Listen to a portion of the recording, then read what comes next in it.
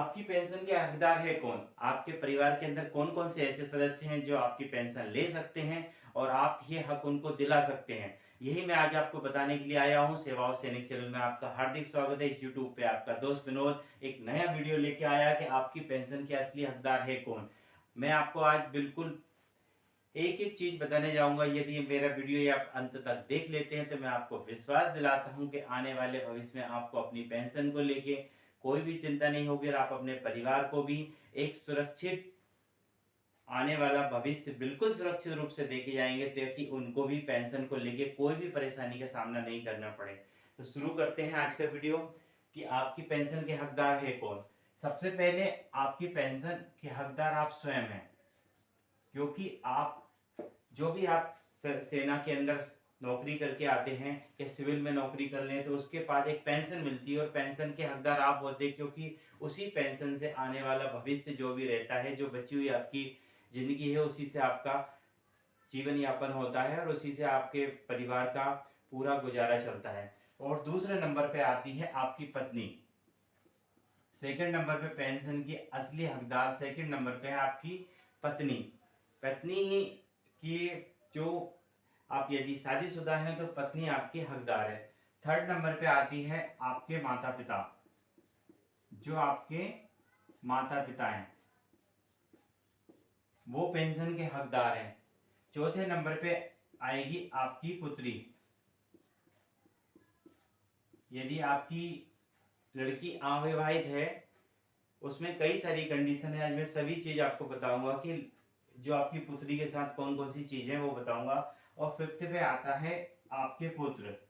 यदि आपके पुत्र हैं और वो दिव्यांग हैं, तो वो भी पेंशन के हकदार है। तो ये जो 5 सदस्य मैंने बताए हैं, यही आपके पेंशन के हकदार हैं। आज मैं बताने जाऊंगा। आप स्वयं हैं। आप जब पेंशन से रिटायर होते हैं तो आपको एक पीपीओ मिलता है। जैसे ही रिटायरमेंट हुए तुरंत एक पीपीओ मिल जाता है। उसके उसमें सारी चीज डिटेल लिखी रहती है, जिसमें आपका पत्नी का नाम भी लिखा रहता है, आपके बच्चों का नाम भी लिखा रहता है, आपके माता पिता का नाम लिखा है। ये सारी चीजें उसके अंदर डिटेल आती है। ये एक बहुत बड़ा प्रूफ आता है कि वही एक बहुत बड़ी चीज है जो हक दिलाती है कि ये मेरे डिपेंडेंट है और ये मेरी पेंशन के मेरे बाद में हकदार है। तो अभी आपको सबसे पहले बता दो, आप स्वयं स्वयं के लिए सबसे इंपॉर्टेंट है आपका आधार कार्ड। आपका आधार कार्ड, इसके बाद आपका पैन कार्ड और आपकी बैंक की पासबुक। जो बैंक की पासबुक है, आपके आधार कार्ड में, आपके पैन कार्ड में और आपके बैंक की पासबुक में तीनों के अंदर सेम नाम होना चाहिए। जब भी आप केवाईसी करेंगे तो केवाईसी, क्योंकि पेंशन आने के लिए पैन कार्ड का होना बहुत जरूरी है, आधार कार्ड कंपलसरी है। तो ये सारी चीजें यदि आपका नाम तीनों में मिल रहा है, सही मिल रहा है, बैंक से केवाईसी आप कर लेते हैं, तो ये आपकी पेंशन आपको रेगुलर मिलती रही। अभी पेंशन को कुछ समय पहले से स्पर्श में लागू कर दिया है, स्पर्श में कन्वर्ट कर दिया कि स्पर्श के थ्रू आपको सबको पेंशन मिलेगी।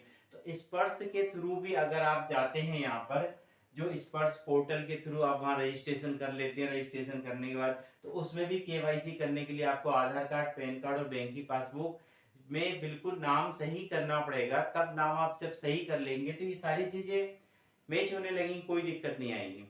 तो ये मेन आपका है कि ये सारी चीजें आपकी सही होनी चाहिए। कई बार क्या करते हैं लोग बाग, अपने डिस्चार्ज बुक जो है, उनके जो रिटायर होने के बाद बुक मिलती है, उसमें नाम कुछ और रहता है, आधार में कुछ रहता है, पेन में कुछ रहता है, बैंक की, क्योंकि पहले चल रहा था कि आपके नाम से पेंशन एक बार आ गई तो चलती रहेगी। लेकिन अभी स्पर्श में जुड़ने के बाद ये सारी चीजें बदल गई हैं। अभी आपको ये सारी चीजें अपडेट करनी भी आज ही, यदि ये वीडियो आप देख लेते हैं तो देखने के बाद सबसे पहले आप अपनी डिस्चार्ज बुक को देख लें, पीपीओ को देखें, आधार कार्ड को देखें, पैन कार्ड को देखें, इन सारों में सेम टू सेम नाम रख ले। कोई भी डेट ऑफ बर्थ वगैरह ये सारी चीजें आप मैच कर ले, क्योंकि ये सब होना बहुत जरूरी है।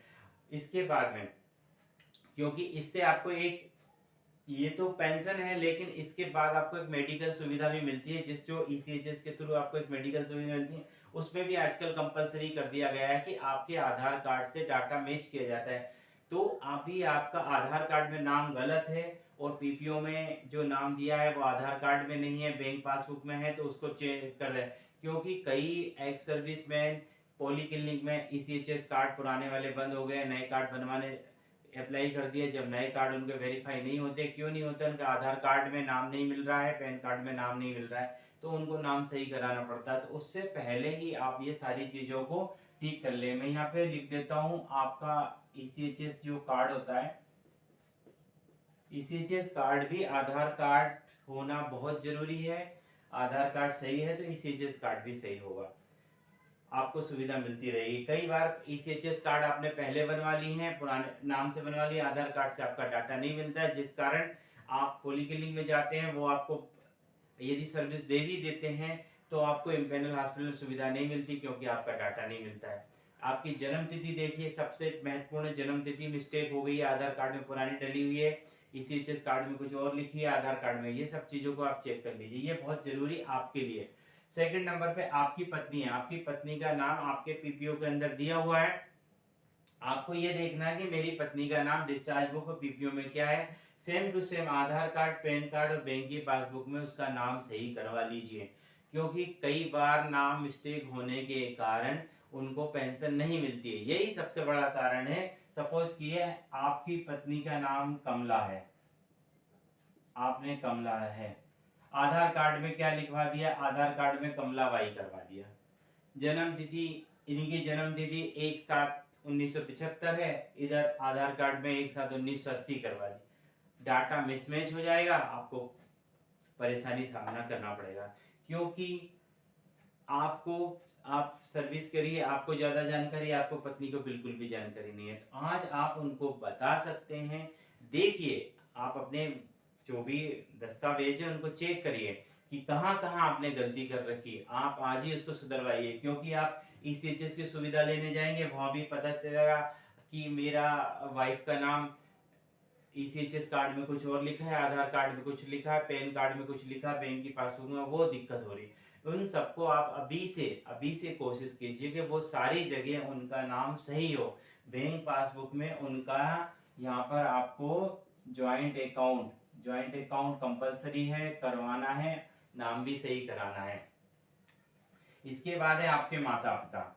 माता पिता का भी आपको आधार कार्ड, पैन कार्ड, यदि पैन कार्ड उपलब्ध नहीं है तो बनवाइए। आधार कार्ड बहुत कंपलसरी है, और उनके खाते भी उनके खुलवाइए, ताकि उनको भी अगर जरूरत पड़ती है तो वो भी इस चीज का हक ले सकें। क्योंकि आपको अपना सारा डाटा अपडेट करना पड़ेगा, केवाईसी होगा, और केवाईसी में अगर केवाईसी फेल हो जाता है तो पेंशन नहीं मिलेगी उनको, फिर परेशानी होगी। इसके बाद आते हैं आपकी पुत्री।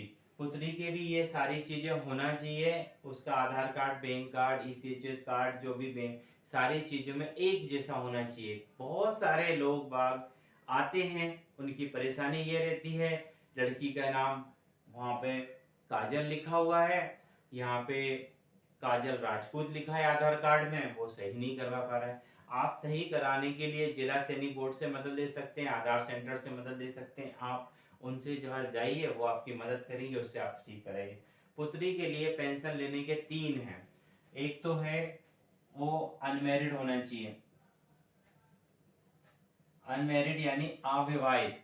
आपकी बच्ची यदि स्वयं और पत्नी डिमाइस हो जाते हैं, उनका यदि डिमाइस हो जाते हैं, तो उस कंडीशन में आपकी पुत्री आपकी पेंशन लेने की हकदार होगी, उसको पेंशन मिल सकती है उस कंडीशन में। लेकिन वो अनमैरिड होना चाहिए। एक अनमैरिड है, यदि वो शादीशुदा है तो उसको पेंशन नहीं मिलेगी उस कंडीशन में। लेकिन यदि उसका डाइवोर्स हो जाता है, तलाक हो जाता है, तो उस कंडीशन में भी वो पेंशन ले सकती है।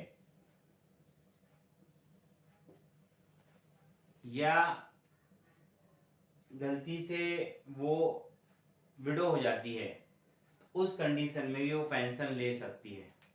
विडो की, इसमें विडो होने पर भी वो पेंशन ले सकती है। 3 चीज मैंने बता दी, तीनों चीजों में पेंशन ले सकती है।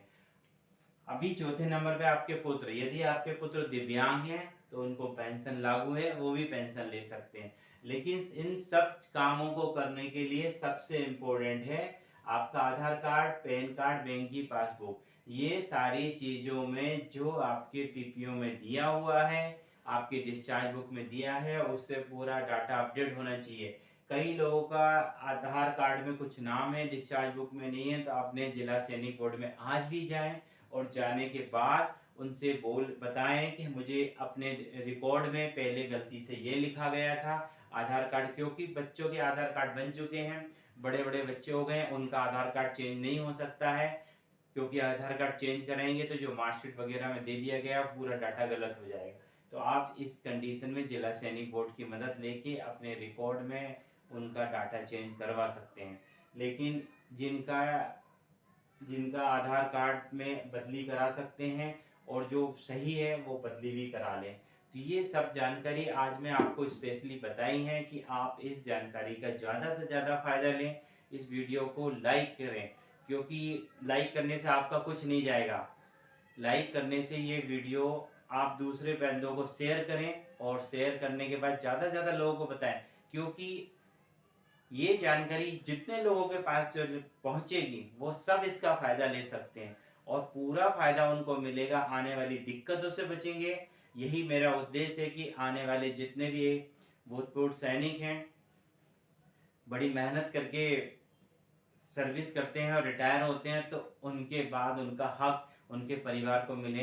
यदि ये मेरा वीडियो आपको बहुत पसंद आया है तो शेयर करना बिल्कुल ना भूलें। और मैं ऐसे कई सारे वीडियो जिससे आपका भला होता हो, जिससे आपको ज्ञान मिलता हो, जिससे आपको ऐसा रास्ता मिलता हो कि आप का फायदा हो रहा है और लोगों को बताएं, क्योंकि गांव के अंदर लोग बाग रहते हैं, उनको कुछ पता नहीं होता है, वो अचानक से किसी पॉलीक्लिनिक में चले जाते हैं, अचानक से उनको पेंशन की जरूरत पड़ जाती है और उनको इतने चक्कर काटने पड़ते हैं कि वो परेशान हो जाते हैं।